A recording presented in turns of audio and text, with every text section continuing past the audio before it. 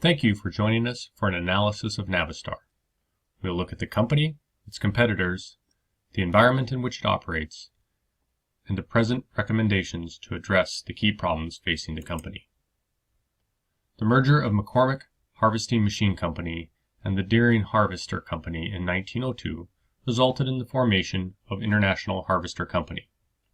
1902 also saw the birth of the Rose Bowl and the first presidential ride in an automobile. Over time, the company diversified into a manufacturer of farming and construction equipment, gas turbines, truck, and buses.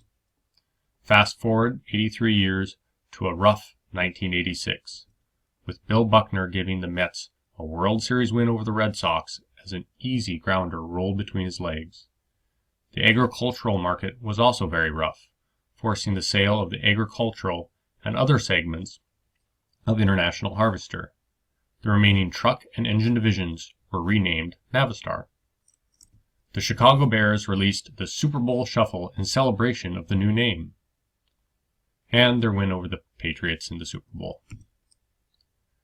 Navistar has an engine business unit that supports its defense, bus, and commercial vehicle divisions.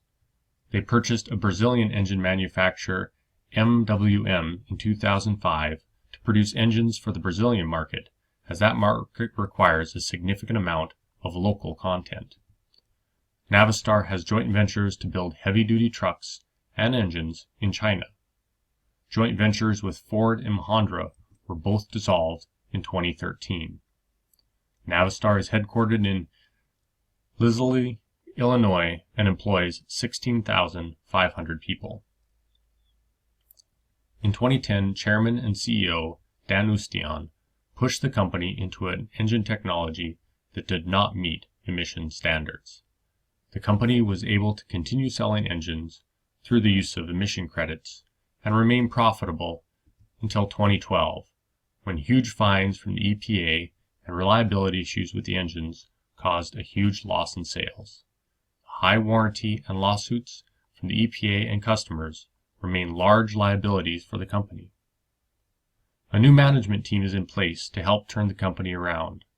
Troy Clark, Navistar's current CEO, worked at GM prior to joining Navistar in 2010, and President Bill Kozak worked for PACCAR, a direct competitor, prior to joining in 2013. Both provide automotive industry experience and backgrounds in sales and operations.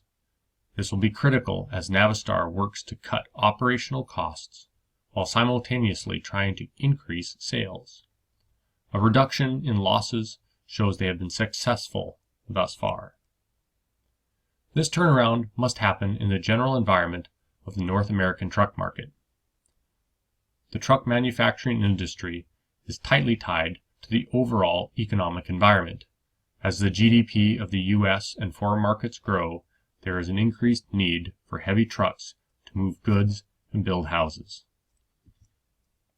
Globally, North America and Europe are fairly stable, and emerging markets such as Brazil, China, and Russia are having complex economic challenges. Politically, emissions, safety, and fuel efficiency standards drive the industry to spend significantly on the development of new technologies. Increasingly stringent standards are scheduled through 2027. R&D spending is one of the key areas in which the company focuses to create competitive advantage. There is continuous focus on R&D for all of the major competitors within the industry. 3 of the 4 major competitors have increased R&D spending over the last 3 years. Demographic and socio-cultural factors are not significant. Looking more closely at the commercial vehicle industry with a 5 forces analysis, we see that commercial vehicle buyers have significant power due to the ease of switching truck manufacturers with all major brands offering vehicles in core markets. Suppliers of engines, transmissions, axles, and braking systems have significant bargaining power as there are only 1 to 3 suppliers in each technology. That power is slowly eroding as truck manufacturers increase investments in vertical integration, partly enabled by global consolidation. There is limited threat of new entrants as the capital requirements to enter the market are large, particularly with North American regulations which favor unique truck models compared to the rest of the world. Access to distribution channels is also a significant barrier, with a nationwide dealer network required to service long-haul trucks. A new entrant can also expect significant retaliation due to the presence of a few large competitors. Other modes of transportation, such as rail and air transport, are not real threats of substitute products. They can't directly compete against trucking because they are not able to provide local and just-in-time delivery that is needed by most shipments. These modes may replace a small percentage of trucking business if, for example, fuel prices start favoring an intermodal logistics model for long and heavy shipments. Interfirm rivalry is fierce, with equally balanced competitors in a slow growth industry. Lack of differentiation and low switching costs give the consumer easy flexibility to switch companies, as there is limited differentiation among major competitors. Looking at these major competitors, we see a number of brands, but only 4 companies: Navistar, Daimler, Volvo, and PACCAR. The first 2 success factors for the industry can be measured by gross margin. Cost management is the first key success factor. Margins within the heavy truck industry are set by the competitive truck market and tend to be cyclical, which requires rigorous cost control to be a top priority. Market share is the other key success factor that contributes to gross margin, as required overhead costs get distributed. Vehicle uptime is an industry term and key success factor. It is really speaking to the quality of the trucks that consumers are demanding, as it has a significant impact on their business.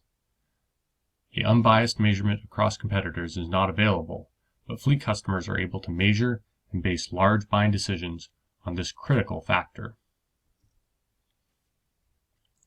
As the economy improves, most competitors in the market have experienced sales volume and profit increases. Navistar's 3 major competitors, Daimler, Volvo, and PACCAR, have all seen increased revenue and sales over the last 3 years. The industry is currently placing a heavy emphasis on research and development as the market focuses on meeting the new emission requirements, providing more fuel-efficient trucks to the market, and the creation of autonomous driving vehicles. When reviewing the income statement of each company, this is confirmed by the continued increase in R&D spending by PACCAR and Daimler. Volvo has invested more heavily in R&D in 2014 than the other competitors, and has decreased in R&D spending in 2015. Navistar, during their restructuring, is using cost control as one of their major strategies to reestablish the business. And even though they have decreased overall spending, as a percentage of total expenses, R&D increased. Sales volume increases from 2013 to 2015 range from 7,000 to 18,000 units. It is also visible in the profit margin trends for each of the 4 major competitors in the market, with Volvo and PACCAR showing increased net profit margins, while Navistar continues to climb back to sustainability, with its net profit margin going from a loss of 7.83 in 2013 to a loss of 1.49 in 2015. The current ratio demonstrates the liquidity of each company has increased over the last 3 years, with the exception of Volvo. This liquidity will provide each company the flexibility and ability to continue their product development efforts in 2016. Daimler is one of the outliers in the group when looking at the key metrics, because as the others are seeing growth in their stock price and margins, Daimler is beginning to experience a downward trend in those areas. Return on assets has dropped from 5.44 in 2013 to 4% in 2015. This can be contributed to the decline in sales they experienced in 2015 in the more volatile markets of Brazil, Asia, and Latin America. Navistar has the largest dealer network in North America, which is extremely difficult to establish. This allows for new truck sales, but also allows for quick service of customers should that be required. This is a very important feature for customers, as a down truck represents a huge cost to their business. If the wheels are not rolling, they are not making money. While their dealer network has remained largely intact, Navistar has aggressively right-sized the manufacturing organization and related overhead costs. Having the management structure in place to lead the company through this can be seen as a strength. Continued diversification with their bus and defense divisions should also be viewed as a strength, as is strong part sales. Navistar also has the largest number of registered heavy trucks currently on the road. All of these aging trucks represent a huge parts business, which can sustain Navistar and its dealers. A common practice or goal for a dealership is to achieve 100% parts absorption, meaning that 100% of the dealer's overhead costs are covered by parts and service. During a downturn, like Navistar is experiencing now, the dealers will remain healthy until the overall truck age is out of the market and the parts business dries up. To help mitigate this impact of reduced Navistar part sales, the company supports an all-makes strategy, meaning they will sell parts for competitor vehicles. Not only does this provide additional profit, it helps foster a solid relationship with end customers. Though improving Navistar's continued weakness is clearly the fallout from the failed engine strategy, resulting in 3 straight years of net loss. This has resulted in continued decrease in liquidity. It has also forced Navistar to use Cummins engines, which are high quality, but they are not a differentiating feature for Navistar, as other North American truck manufacturers use Cummins engines as well. Navistar also loses proprietary ownership of the engine, which compounds flagging part sales due to their reduced market share. Thus far, the emphasis of aggressive cost cutting to get back to profitability has yielded results, but they must ultimately grow market share to finish the company's turnaround. Unfortunately, their market share has continued to erode, and the overall North American truck market also is forecast to decline slightly over the next 3 years. This, in combination with a competitive truck market, their limited cash, and a poor credit rating, means Navistar's key problem is their financial capacity to complete the turnaround.